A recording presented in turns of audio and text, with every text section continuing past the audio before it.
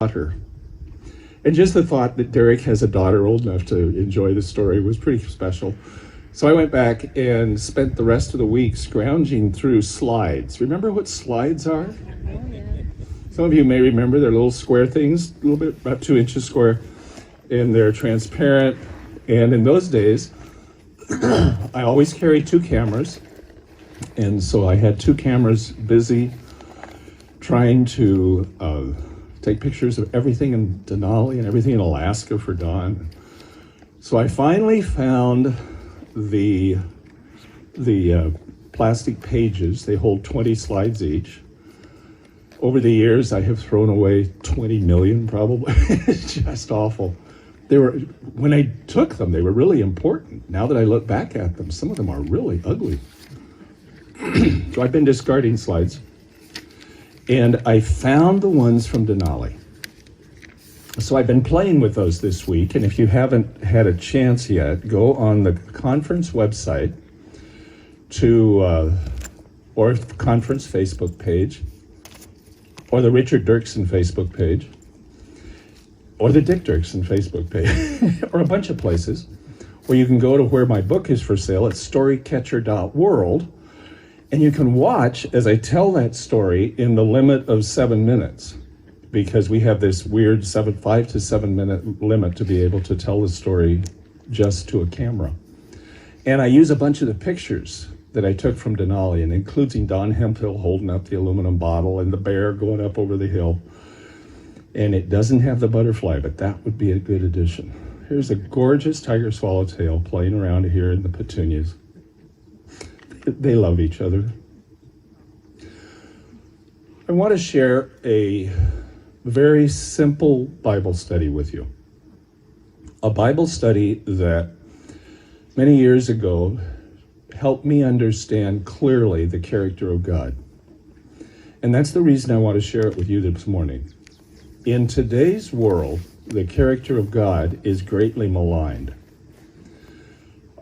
As I read through my Facebook page and my news reports and stuff on social media in the last week, I have read some of the most interesting things that people believe God believes. Have you noticed? And they're certain about it. God would not, God will, this person must, and it's just, I'm not sure that any of them are right, but they all feel they have to speak. We have one friend who believes that Donald Trump is the devil and Barack Obama was sent by God. We have another friend that believes that Barack Obama was the devil and Donald Trump was sent by God. And they all post on social media as if I must agree or die. I was for a while offended by their posts, but I've chosen not to be offended. Now I laugh, and then I pray. God, may my life be such that people will see a clear picture of your character. Not one that is befouled by personal opinions, desires, and ugliness, but who you really are. And the more I pray that, the more I'm sent back to 2 Samuel chapter 9 as one of my favorite pictures of God's character. So let me read you part of the story and then I'm going to tell it to you, okay? 2 Samuel chapter 9 and verse 1. I'm sorry about my voice, it died. And David asked, now, I need to remind you where we are in David's life. Everything is going, I just took one, thank you. I'm well and healthy. And, oh yeah. If that works, we're in good shape.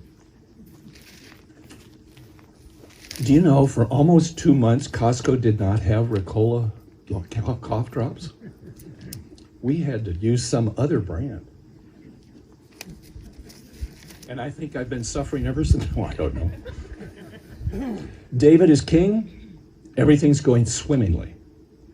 He has defeated the Philistines, the Amorites, the Amalekites, the Moabites, the Perizzites, the Hittites, and several other ites that we don't even know their names of. He's just wiped them all out. He's that kind of a king, and he's a marvelous general. And everything is quiet in Jerusalem.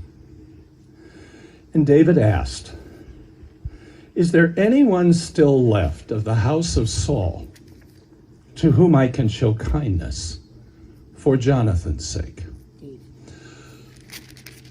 Everybody in the palace, in the court, wherever it was he said that, understood exactly what David wanted. I'm happy, the kingdom's stable. Is there anything of Saul left that could damage me?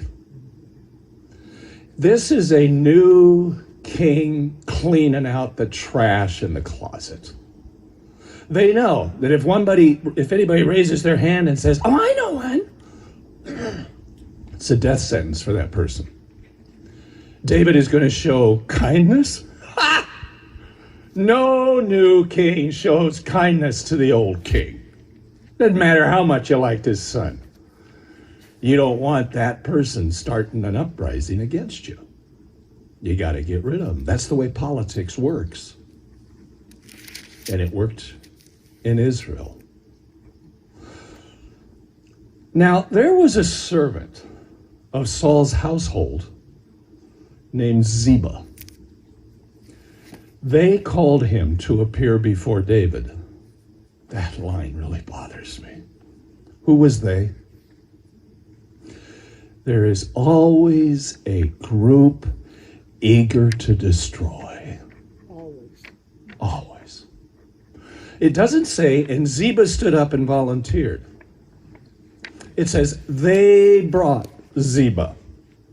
Whoever it was that thought this was a perfect time to take care of the very last of Saul. Nobody else would say anything. Anybody from Saul? No, I don't know anybody from Saul. That's really interesting. Well, read on. Now, there was a servant from Saul's household named Ziba. I love that name. I've never called a dog that name.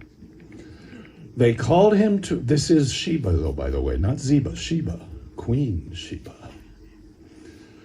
They called him to appear before David, and the king said, "Are you Ziba?"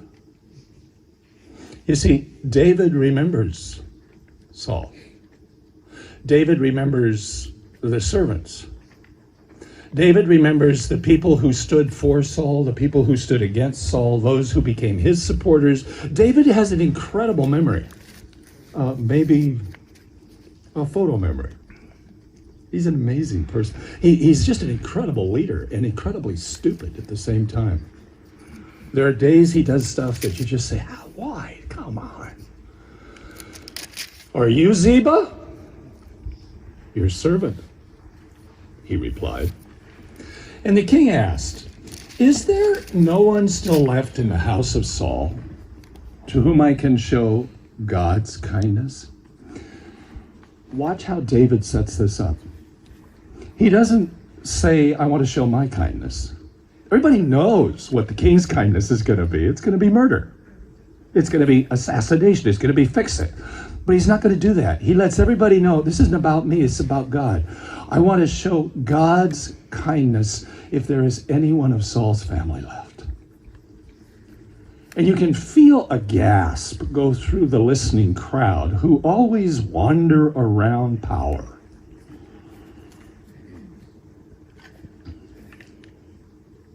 Ziba. The people who brought him are prodding him. Get ready, tell the story. Remember, we're paying you well. The people who can't believe that somebody's going to go to the trouble to try and kill anybody that's left from Saul's family are over gasping in the corners.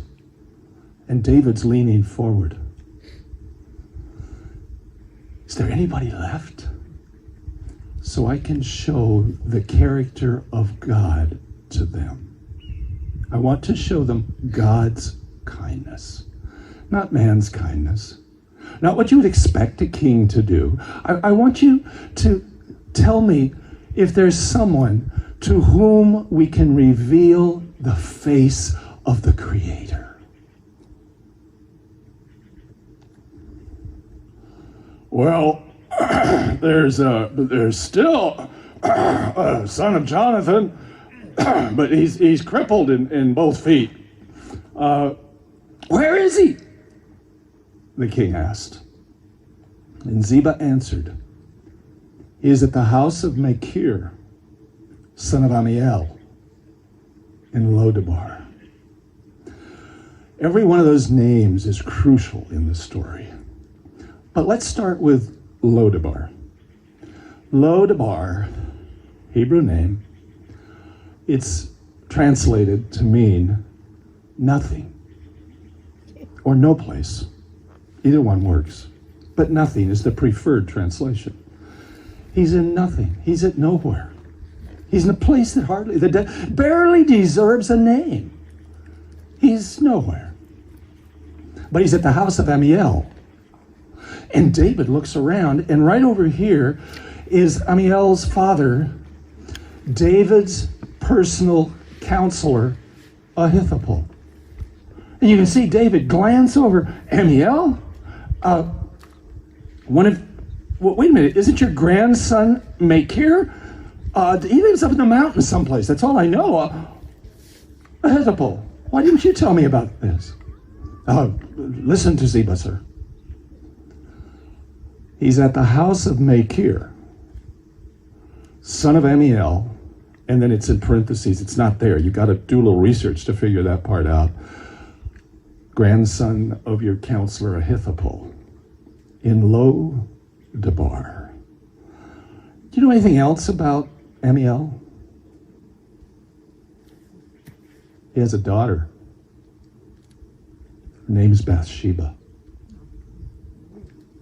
Just throw that in. So King David, and I love it, there's a whole world of information left out between verses 4 and 5. I want to know what the conversation was like in the courtroom. I want to know what David said. I want to know what not Machir, I want to know what Ahithophel said. I want to know what the people who were supporting Ziba said. There's none of it there. So King David had him brought from Lodebar, from the house of Machir, the son of Amiel. How?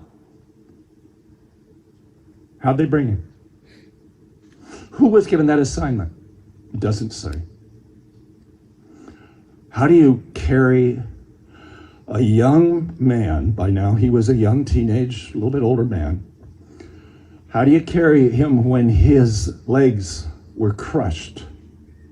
You see, when the message came that Saul and Jonathan were on the mountain and the Philistines had taken the mountain, and there was no hope, and then the message came, Saul has fallen on his sword, Jonathan is falling before the enemy. Someone grabbed Mephibosheth, Mephi I call him. They picked him up. A nurse, it says, that's the word. Now, I know a lot of nurses, and none of them would drop a patient. But somehow, this nurse, this caregiver, this person assigned to keep Mephi protected, dashed from wherever it was Jonathan had placed him, and in running to escape, tripped. And in tripping, somehow, Mephi fell beneath a wagon, a big rolling wheel with iron studs on the outside to keep it in mud, and it destroyed both his legs instantly. The wagon hardly stopped. The nurse and Mephi get in the wagon and move on, and he's screaming, and they're short on morphine in the battlefield. And he screams louder and louder. And the nurse holds him close as that wagon moves off to a place that may be safe. Where shall we take him? Why do we take him to the old cabin up in the mountains? That's no place. I know, maybe he'll be safe there. And so Mephi goes to Lodabar. Nowhere. Perfect place for nobody, right? This is a man who is the prince. He's next in line for the throne.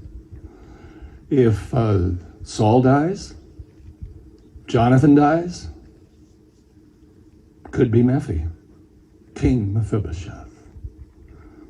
Instead, he's growing up in the filth of a little village that isn't even worth a name, on the hillside in nowhere. They care for him. Nobody knows how to fix his legs. Nobody knows how to help him at all. It's a disaster. The one who could be king becomes nobody in nowhere. Useless. I believe that most of us spend at least part of our lives broken and lost in places with no names. We've all got minds that we have hidden rooms in where ugly things are there. Memories that every once in a while they come back to tell us something about their past, our past, and we run from them in terror. It's kind of like having Dawn on one side and the grizzly on the other. It's an awful moment. And Mephi was raised with 3 bits of information constantly given. You will never walk. You must always be afraid. The king will kill you if he finds you. That was just the reality. Everybody knew it. Everybody told him, you may be Jonathan's son, but you're nobody. You're of no value. I mean, what does a kid do? Oh, probably Amiel or Machir probably built him a little wooden square of some kind and put a blanket on it, and they were able to carry him around with it once in a while. That's how he got to the toilet and to the dining room and to his bed, and it was about it. Nobody played ball with him. Never threw a football, never threw a baseball, never had anything to do with anything. He was just there. He couldn't run, he couldn't do. He was just useless.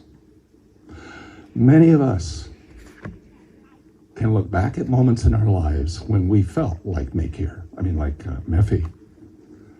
Machir even had a house and a father. I don't have anybody. They went to get him. What are the 3 things that Mephi learned? You're nobody. Be afraid. The king is going to kill you. The king doesn't like nobodies, especially if they think they're princes. And the wagon from Jerusalem rolls into nowhere. There are soldiers on both sides. Ziba is sitting beside the driver. And as the wagon rolls into town, already the others have come to warn. And so they have actually trimmed Mephi's toenails because he couldn't do it himself. He couldn't reach them, and they were disjointed and ugly. And they washed his clothes, they washed his face, they washed his hair, and they moved him and tried to make him look almost respectable just for a while. And when Ziba and the crowd came, the king's guard, they put Mephi in the wagon and drove the wagon to Jerusalem. 50 miles. You know how long it takes to drive a wagon 50 miles in the mountains on dirt and rocky roads? A typical Oregon Trail wagon going across Nebraska, if you will, which is flat, except for Ash Hollow. That's a different story, though. They were glad to get 10 miles in a day. It took 3 to 5 days, is my guess. Come down from the mountains, go down through the canyons, get across the Jordan, get over to finally to be where David was waiting. What did they tell Mephi all the way? What did Ziba say? Oh, he's going to kill you, and he's going to love every minute of it. Boy, he was so excited when I told him you were here. You should see his face. Oh. Nobody made him feel valuable. When Mephibosheth, son of Saul, came to David, he bowed down to pay him honor. How do you bow down when your legs are crippled and you can't stand up to bow down? You bow as best you can, huh? Waist up, down. And David said, Mephi. That's all he said. That's all he could say. Because he looked and he saw the brokenness. And he wanted to weep. And he looked and he saw the eyes. And he wanted to cry for joy because they were Jonathan's eyes. He looked at the face. It was Jonathan's face. It's my best friend. And David's life is suddenly empty because Jonathan's gone. And David's got everything. The cattle on 1,000 hills, if you will. And he looks at Mephi and realizes this guy is nobody from nowhere. What can I do for him? Mephi! It doesn't have that his voice cracked. It doesn't have that he spoke with tears. He did. Your servant? Mephi replied. Your servant. Do you know anything about slaves and servants? We live in a world where a lot of people have servants and slaves.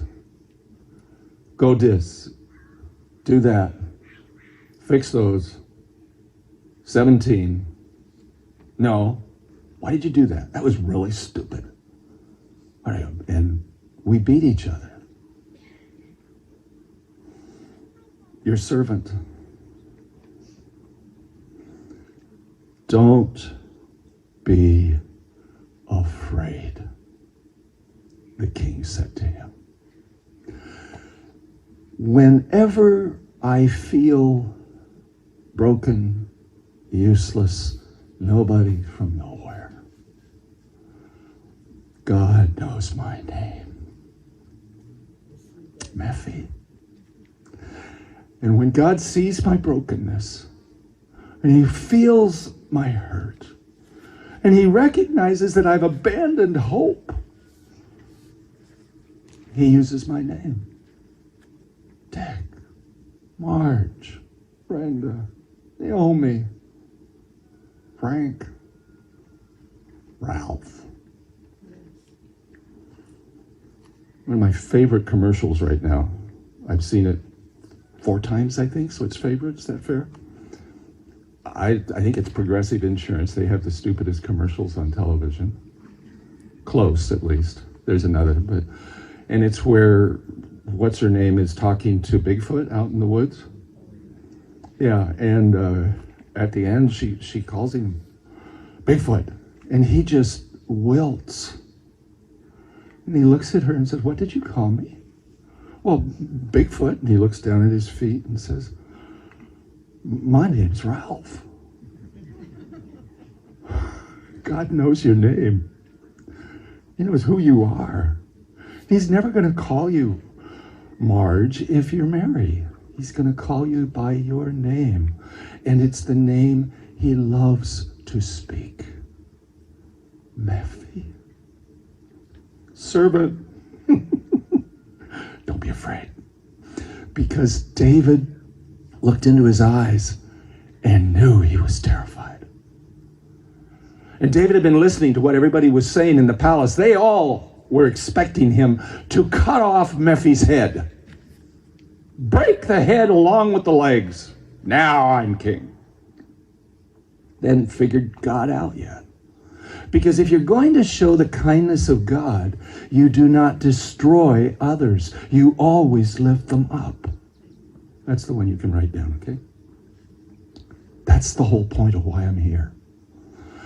If we're, by our words, by our actions, by our posts, destroying others, we're on the wrong side, baby. And David knew that. Mephi, don't be afraid. You can imagine Mephi. He's now more terrified than ever. Because when somebody says, don't be afraid, that means they're going to kill you long. Don't be afraid, David said to him. I will surely show you kindness for the sake of your father Jonathan. I love that guy. And I'm going to take all the lands that belong to your grandfather Saul, and you can have them. And see, yo, Mary! Yes, ma'am. Yes, sir. I mean, King. Would you please make sure that there is a really nice, and I want to have it padded and room for his legs and everything, chair at my table right next to me, because Mephi is always going to be sitting there like my favorite son. This is Jonathan's boy, everybody. Look at him. This is Mephibosheth. He is Jonathan's son, my best friend. And everything about the world changed for Mephi. He's no longer the broken, useless from nowhere. He's now the whole son of the king's best friend. And I get to eat at his table. Mephibosheth bowed down. He did it again.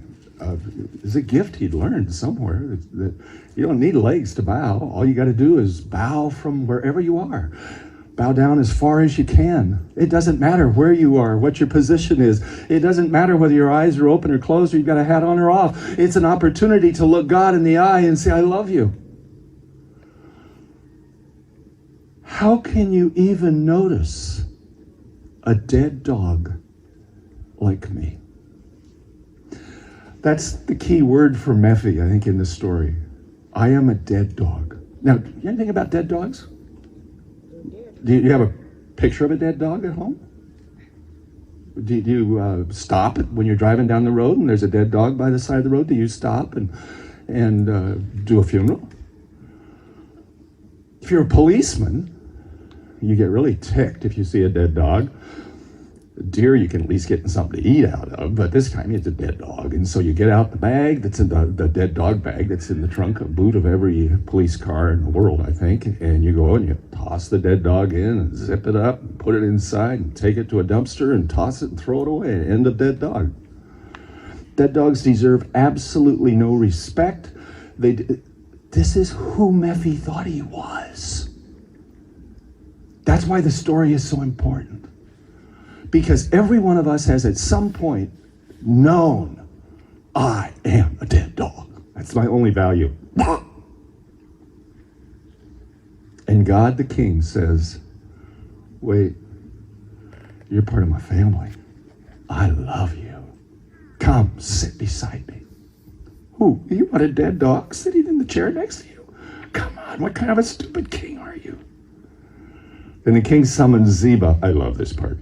This is my evil nature. Then the king summoned Ziba, Saul's servant, and said to him, I have given your master's grandson everything that belonged to Saul and his family. You and your sons and your servants are to farm the land for him, bring in the crops so that your master's grandson may be provided for. And Mephibosheth, grandson of your master, will always eat at my table. Oh, by the way, Ziba had 15 sons and 20 servants and just lost everything. Because God, the king, gave it to Mephi. Oh, and then Ziba said, your servant will do whatever my lord the king commands your servant to do. And Mephibosheth ate at David's table like one of the king's sons. And Mephi had a young boy named Micah. All the members of Ziba's household were servants of Mephibosheth.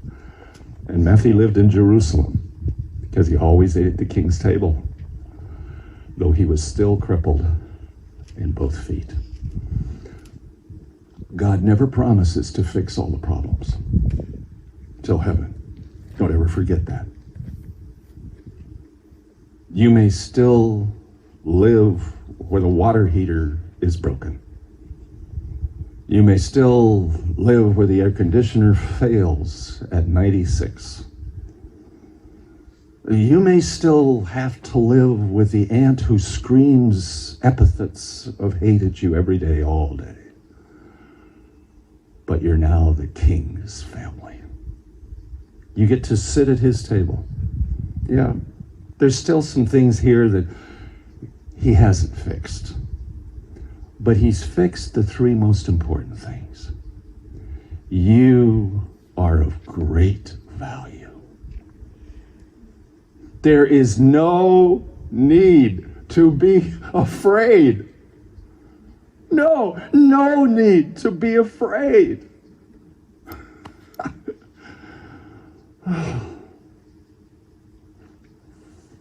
The king wants to bring you home. That's all. And to shower you with his love. And to give you a new chair with padding. And all the lands you could dream of.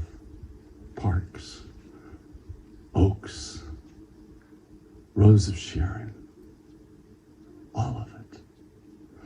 For God cannot outgive his love for you.